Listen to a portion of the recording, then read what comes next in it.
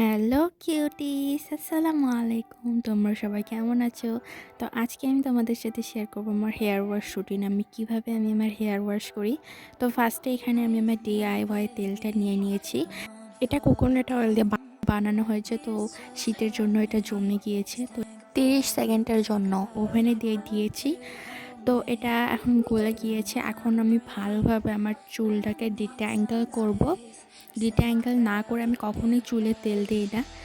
যদি আমি ডিট্যাঙ্গল না করে চুলে তেল দিই তাহলে হেয়ার ফল বেশি হবে। তো এখানে আমি রাতে প্রত্যেক দিন বেনি করে শুই। তো বেনিটাকে প্রথমে সুন্দর করে খুলে নিব, আর যে বড় বড় নটসগুলো থাকে সেগুলো আমি হাতের সাহায্যে খুলে নিব। দেন আমি ডিট্যাঙ্গল করব আমার হেয়ার। তো আমি সবসময় নিচ থেকে উপরে যাই, কখনো আমি উপর থেকে নিচে চিরুনি করি না। সবসময় আমি নিচ থেকে উপরেই চিরুনি করি, এতে করে হেয়ার ফল কম হয়।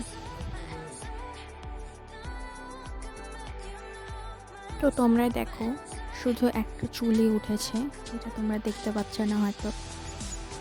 তো আমি সবসময় 2 ভাগ করেই চুল চিরুনি করি।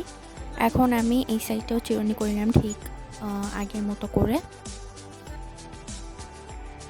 তো এখন হচ্ছে হেয়ার অয়েলিং করার পালা, যেটা আমার অনেক ভালো লাগে। আর এখানে আমার বোন আমার দিকে এমনভাবে তাকিয়েছিল যে এমনি হাসি বের হয়ে যাবে। তো আমি হাতের সাহায্যে কখনো সিঁথি কাটতে পারি না। তো এখানে আমি চুল বাঁধার লাঠি দিয়ে সিঁথি কেটে কেটে তেল লাগাবো।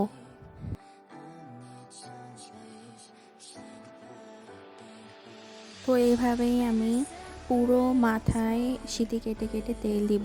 আসলে সত্যি বলতে আমার তেল দিতে অনেকই ভালো লাগে, যেটা আমি আগে বুঝতে পারিনি।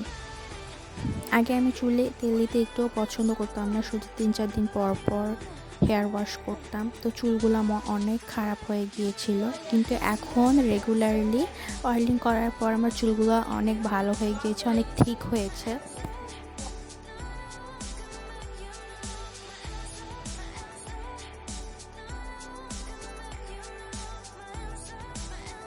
তো দেখো, এখানে মাথায় আমি ভালোভাবেই তেল দিচ্ছিলাম, দিতে দিতে হঠাৎ কী হলো, এখানে জট লেগে গেল। কিন্তু নিজের মনকে বুঝিয়ে সেই জট খুলতে বসে পড়লাম, আর তাড়াতাড়ি খুলে গিয়েছিল, যেটার জন্য আমি অনেক থ্যাঙ্কফুল।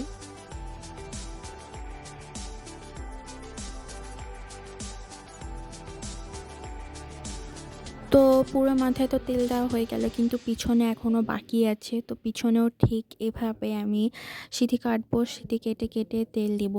তো এখন আমার পুরোপুরি তেল দেওয়া কমপ্লিট। এখন অনেক সুন্দরভাবে একটা হেয়ার ম্যাসাজ দিব, যেটা আমার অনেক ভালো লাগে।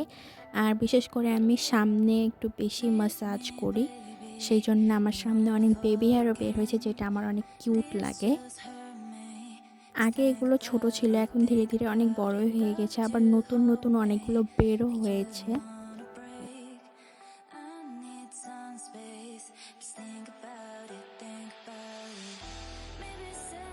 তো তারপরে আমি আমার ড্রাই এন্ডসগুলোতেও একটু তেল দিব। আমি আমার লেন্থে একটু বেশি করে তেল দিই, এতে করে আমার চুলগুলো অনেক স্মুথ হয়ে যায়। এখানে আমি 2টা ক্লক ক্লিপ নিয়ে নিয়েছি। তো এই 2টা দিয়ে আমি চুলের একটা বান বানাবো, আর 2 দিকে ক্লক ক্লিপ 2টা দিয়ে দিব। আর রেখে দিব প্রায় 2 থেকে 3 ঘন্টার জন্য, তারপর আমি হেয়ার ওয়াশ করে নিব। তো এখানে আমার সব মিলায় হেয়ার ডিট্যাঙ্গল আর হেয়ার অয়েলিং করে 10টা চুলই উঠেছে। তো এখন আমি একটু খাবো চা, এটা আমার টি টাইম। তো রোদে বসে আমি চা খাচ্ছিলাম, যেটা আমার অনেক ভালো লাগছিল। চাটাও হয়েছিল অনেক মজার। তো এখন হচ্ছে আমার হেয়ার ওয়াশ টাইম। তো এখানে আমি নিয়ে নিয়েছি প্রায় 1 চামচের মতো শ্যাম্পু। আর আমার মাথায় অনেক ড্যান্ড্রাফ হয়েছে, তো সেই জন্য আমি এখানে সুগারের ইউজ করব। তো এখানে আমি অল্প একটু সুগার দিয়ে দিয়েছি। এখন এটাকে আমি ভালোভাবে মিক্স করব। মিক্স করার পর এটার ভিতরে আমি একটু পানি দিয়ে আবারও মিক্স করব। দেন এটা প্রপারলি মিক্সড হয়ে গেলে এটার ভিতরে আমি আমার মাপ মতো আরও বেশি করে পানি দিয়ে দিব।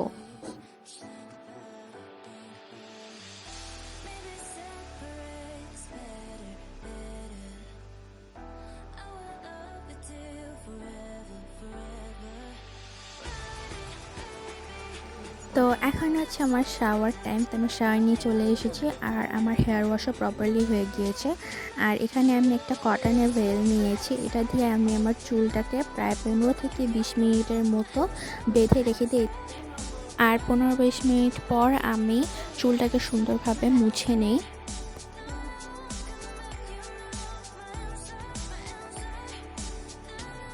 তো আমার চুল মোছা হয়ে গিয়েছে, তোমরা দেখতেই পাচ্ছ চুলের যে আমার এক্সট্রা পানিটা ছিল সেটা নাই। তো এখন আমি আমার চুলটাকে এয়ার ড্রাই করার জন্য ছেড়ে দিব। আর এখানে আমার চুলটা একটু সেমি ড্রাই হয়েছে, তো এখানে আমি একটু কোকোনাট অয়েল নিব যেটা জমে গিয়েছে। তো যাই হোক, কোনো মতে আমি হাতে একটু নিয়ে নিয়েছি আর পুরা হেয়ার লেন্থে দিয়ে দিব, স্ক্যাল্পে দিব না, শুধু হেয়ার লেন্থে দিয়ে নিব সুন্দরভাবে।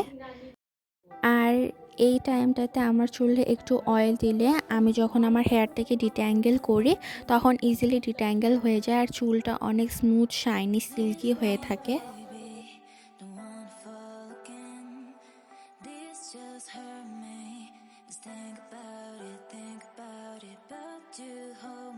তো এখন যেহেতু শীতের সময়, তা আমি রোদে বসে আমার চুলটাকে শুকিয়েছে আর এখন প্রপারলি চুলটা আমার শুকিয়েও গিয়েছে। আর আমি একটু ওয়াশরুমে গিয়েছিলাম বলে আমার বোন এখানে বসে পড়েছে আর আমি আমার বোনকে ডিস্টার্ব করছি, যেটা আমার করতে অনেক ভালো লাগে। তারপর আমার ফুল ফ্যামিলি লাঞ্চ করে নিয়ে, লাঞ্চ করার পর আমার মামাতো ভাই এসেছিল, কিন্তু ও অনেক সিক ছিল, বাট এতটা কিউট, সবাই কোলে নেওয়ার জন্য জাস্ট হাবড়ে পড়েছিল। আর এখানে আমার বোন আমার মামাতো ভাইকে ওষুধ খাওয়াচ্ছে, ওর অনেক জ্বর হয়েছে তাই। তো তারপর আমরা ইভিনিং স্ন্যাক খাই, তো সেখানে ছিল চা আর আমার বোন বানিয়েছিল নুডলস, তো আমরা সবাই নুডলস খাই। নুডলস খাইতে খাইতে আমরা সবাই টিভি দেখি, অনেক আড্ডা দিই, মজা করি। আর এখানে আমার ব্লগ সমাপ্ত হচ্ছে, তোমরা সবাই অনেক ভালো থাকো, সুস্থ থাকো, আল্লাহ হাফেজ। আবার অন্য কোনো ব্লগে দেখা হবে।